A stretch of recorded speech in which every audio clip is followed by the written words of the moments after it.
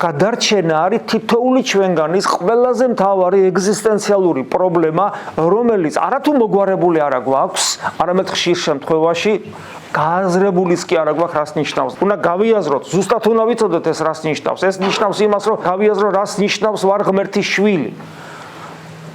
აი სანამ ქრისტიანი გავხდებოდი, ვიყავი თუ არა ღმერთის შვილი. აი არა, მე ვარ ქრისტიანი, თქო, ვიღაცა არ არის ქრისტიანი.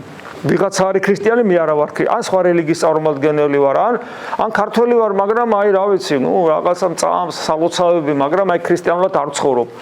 ვარ თუ არა ღმერთის შვილი? პასუხი არის ცალსახად. არა ვარ ღმერთის შვილი. არა ვარ. პოტენციაში როგორ არა ვარ, კაცო? ყველა ადამიანი პოტენციაში ერთნაირია.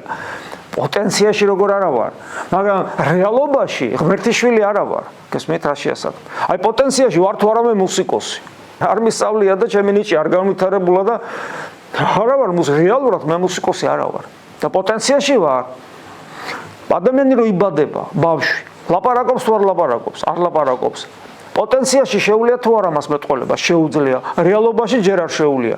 100%-იანი შეიძლება, არ ვიცი.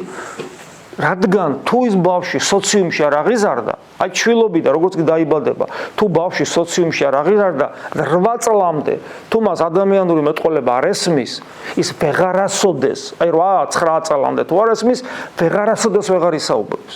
ესევე ემართება თვალს, ბავშვი თუ დაიბადება და სრულ სიმნელეში ამყოფ, აი ეს დაახლოებით იგივე ასაკამდე და მე გაიყვანო გარეთ.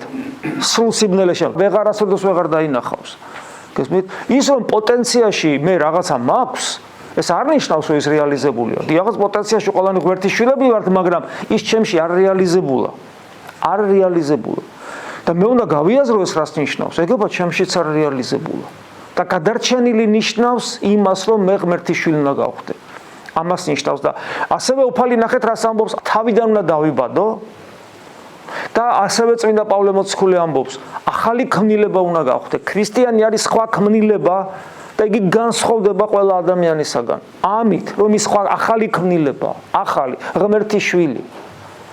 და ეს იმდენად მნიშვნელოვანია, რომ ქრისტე ერთხელ ლოცვის დროს ეს ხდება გეციმანის ბაღში, როცა სხვა მხრივ გვაჩვენებს, რომ ყველაზე ზრუნავს, ერთ ადგილას ესეთ რამესაც კი ამბობს, რომ მე გევედრები ზეციურ მამასეუნება, ჩემი მოწაფეებისათვის და არა ყველასთვის, ჩემებისთვის, აქაც გაყოფას აკეთებს.